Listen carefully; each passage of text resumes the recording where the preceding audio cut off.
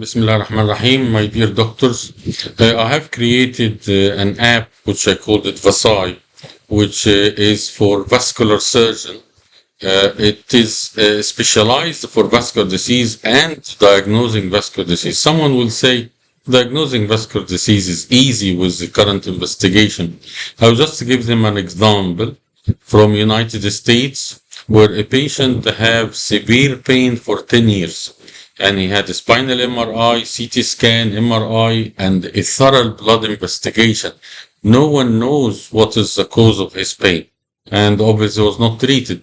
When all these information was being fed to a ChatGPT 5, it came with the diagnosis of Lyme disease with MTHI mutation, which is certain genetic mutation that prevent vitamin B12 from converting to active vitamin B12.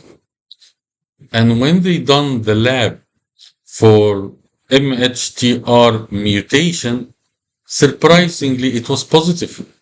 This is amount of diagnosis that no other physician will able to reach because the AI have all the basic information for all diseases, not just neurological diseases.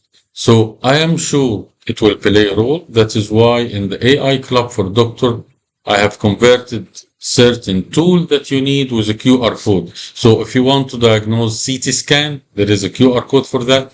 Diagnose MRI, QR code for that. Diagnose skin diseases, QR code for that. If you follow the series, you're very much welcome.